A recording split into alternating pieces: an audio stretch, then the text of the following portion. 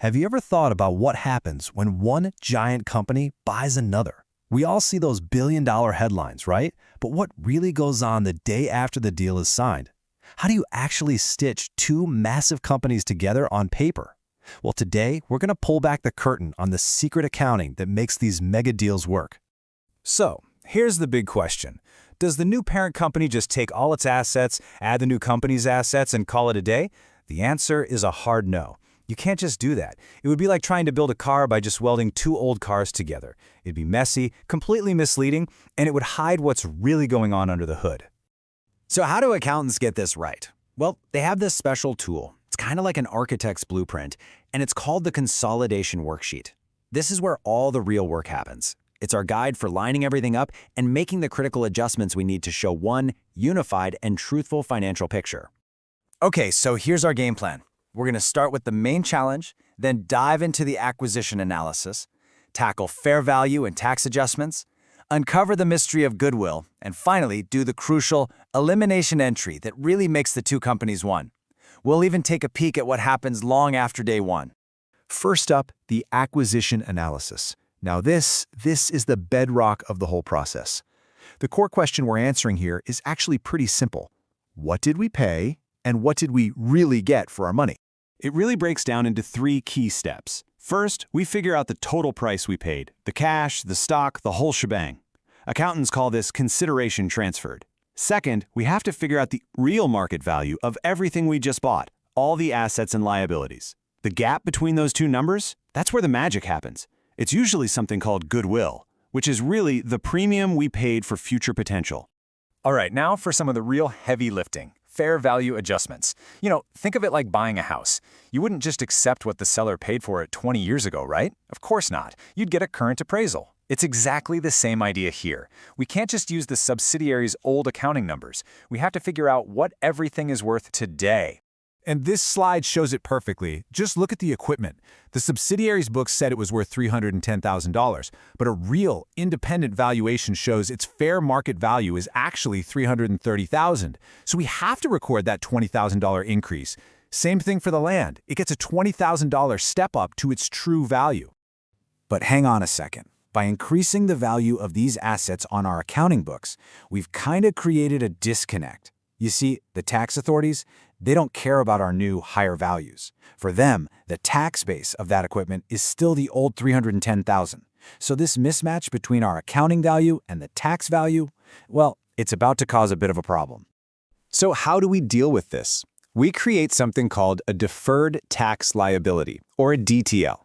It's basically an IOU to the taxman. Because we've bumped up the asset's value on our books, we're going to get a smaller tax deduction for depreciation down the road.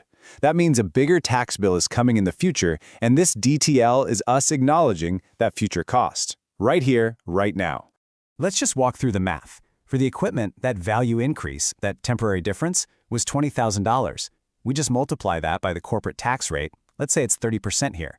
That gives us a future tax bill, a deferred tax liability of $6,000. And we have to record that as part of the acquisition. This whole process is like a financial treasure hunt. We're not just revaluing what's already there. We're also digging up hidden gems, like an unrecorded patent that's suddenly worth 20 grand. But we also have to account for any hidden traps, like a potential $15,000 liability for a product warranty. It's all about getting a complete, honest picture of what we bought. Okay, so we valued everything we can actually touch and see. Now it's time for the big one, goodwill.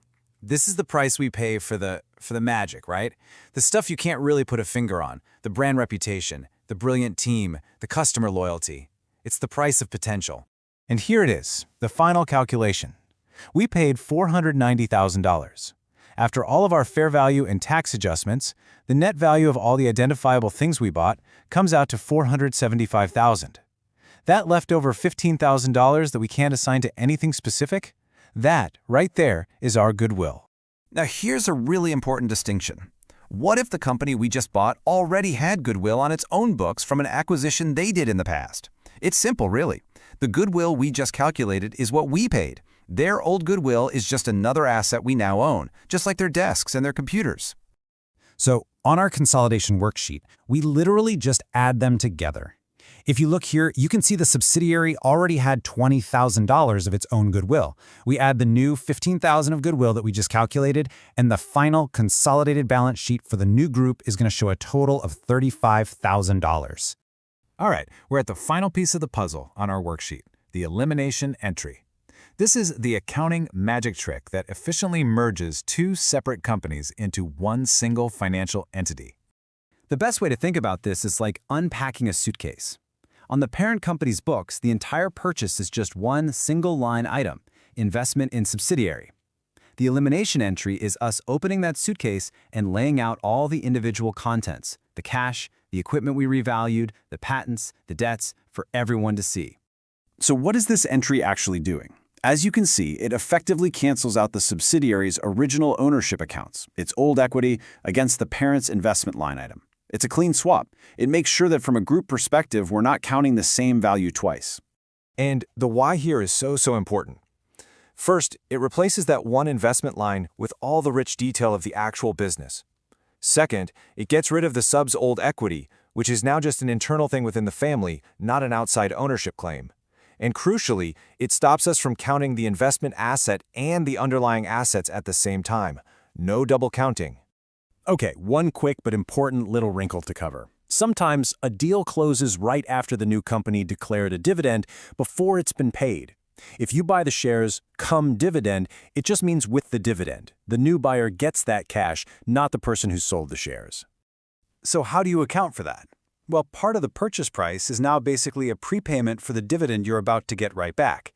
So you split the cost. Some of it is a dividend receivable, and only the rest is the actual investment. It's kind of like getting a small instant rebate on your purchase, which also slightly lowers the cost we use to calculate goodwill. So all of that intense work gets us to day one. But the story doesn't end there. Not at all. The adjustments we make on this very first day create ripples that affect the company's financial story for years and years to come. Remember that $20,000 step up on the equipment? That wasn't just a one-time thing. Every single year from now on, the company has to record extra depreciation on that amount. And what does that mean? It means lower reported profits. So a decision made on day one can directly change how investors see the company's performance for years. It's a key reason why really analyzing the quality of a company's earnings is so important. So we've gone through the incredible accounting gymnastics it takes to put a number on goodwill. But at the end of the day, it's just a number on a page, isn't it? It's a bet on the future. So the real challenge and the question I want to leave you with is this. How do you, as an investor, an employee, or just an observer, know if that bet is actually paying off? What are the real-world signs that a merger has created true value, and not just a bunch of complex accounting entries?